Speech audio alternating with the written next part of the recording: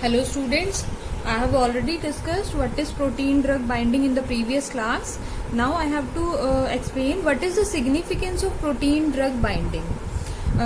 Protein drug binding always depicts its importance in absorption of drugs, distribution of drugs, systemic solubility of drugs, and the elimination of the drug. Displacement interactions are also observed due to protein drug binding, and drug targeting is also done with the help of protein drug binding property of the drug.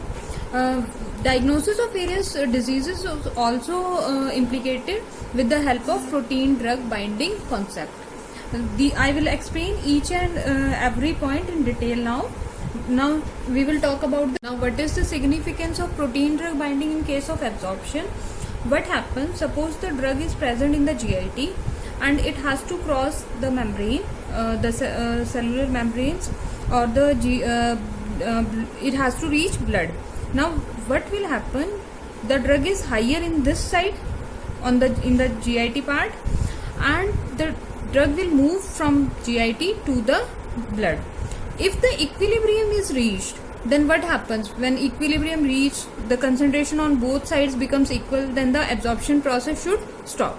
But it never happens in case of human beings. Why it does not happens? Because the drug which is moving to the blood is forming complex with the protein, and the concentration will never be in the form of it will not reach the equilibrium stage, and the drug will continuously move from one side to the other, and the absorption process does not stop.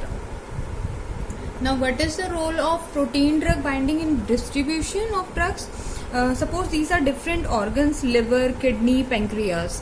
What happens if the protein drug binding complexation has taken place? Suppose PD complex has been formed in blood, then it will not be able to move to any single organ. If suppose this is the drug, and this drug any drug molecule, and it has high affinity for suppose liver, then whole of the drug should move to the liver, and it can cause liver toxicity. But this also does not happen.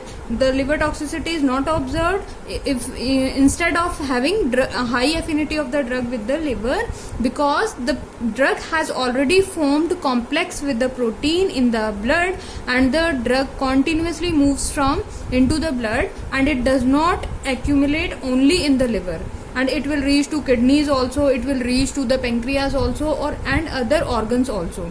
So drug distribution process is facilitated with the help of protein drug binding complex. Protein drug complex always circulates in the systemic circulation for longer period of time, and it will not allow the drug to reach to the single organ and to cause it toxicity. Now what is the role of protein drug binding in systemic solubility? Suppose the drug is of lipophilic nature. Suppose this is a drug molecule and it is of lipophilic nature. Then what happens? This lipophilic nature drug will not be soluble in the blood, but as it forms complex with the protein, suppose lipoprotein, which dissolves the drug in its structure, and then the solubility of the drug in the blood will be enhanced, and this lipoprotein and drug complex will move or circulate in the blood for longer period of time. Thus the proteins always enhance the systemic solubility of the drug via forming the drug when the drug forms complex with the protein. This is an example. Lipoprotein forms an complex with the drugs such as heparin.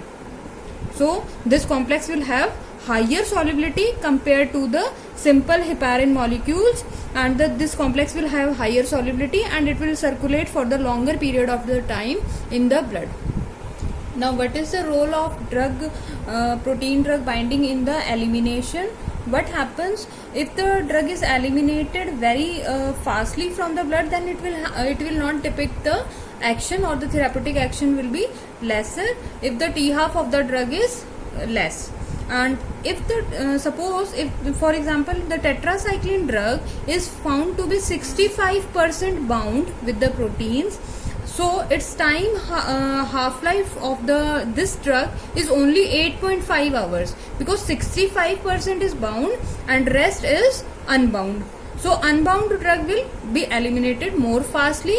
And suppose this is the doxycycline drug. It is having protein drug binding 93%. If it is 93% bound, then the 7% is only free, and the only free drug can be eliminated out from the body, as I have already discussed with you. So half-life of doxycycline will be always higher than the tetracycline, that is 15 hours. So higher the protein drug binding, more the drug will remain in the systemic circulation, and the elimination will be lowered, or the T-half will be longer for that case of drugs. What is the significance of protein drug binding in drug interactions? Suppose there is one drug A which is 99% bound, and the other it is 1% unbound. So the unbound drug can also only show the therapeutic action. So 1% drug always shows the therapeutic action, 99% remains bound with the proteins. Suppose a person has taken drug B along with A.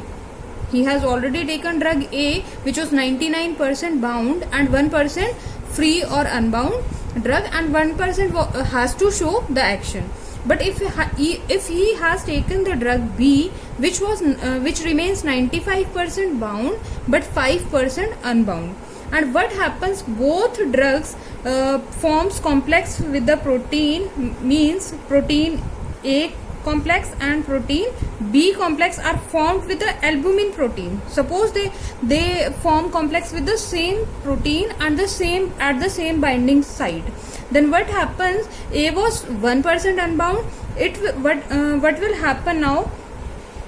B may interact with the binding sites, and it will the bound drugs will be displaced from here, and it will make the drug 2% free. Suppose 1% bound has been displaced with this drug B, and it is 98% bound now, and it is 2% free. Means the drug which has to show action has doubled its quantity. Means previously it was 1%, now it is 2%.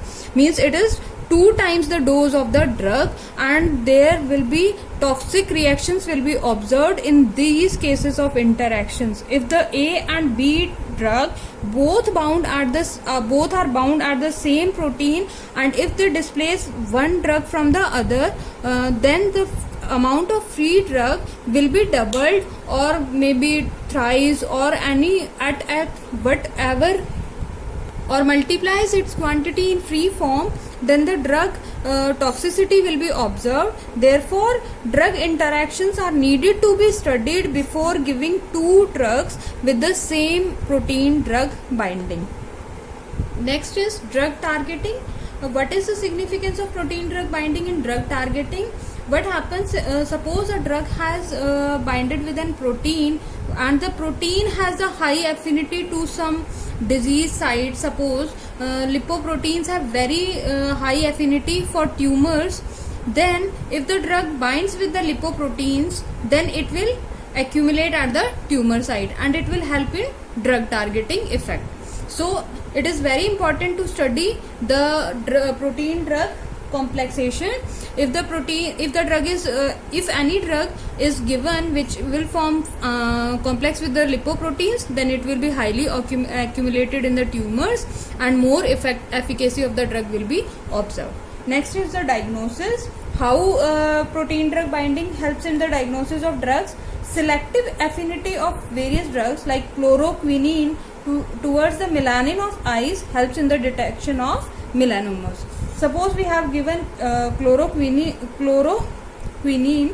Now what if it binds with the melanin of the eyes, and it is observed in huge quantity in the eyes? Then what it depicts, that the melanoma of the eyes have been a disease has observed in that patient. So it is always useful that chloroquine is used for the diagnosis of melanoma. these all were significance of protein drug binding, and you have to revise all these significance, various factors in which protein drug binding can affect, and then we will discuss about the kinetics of protein drug binding in the next section.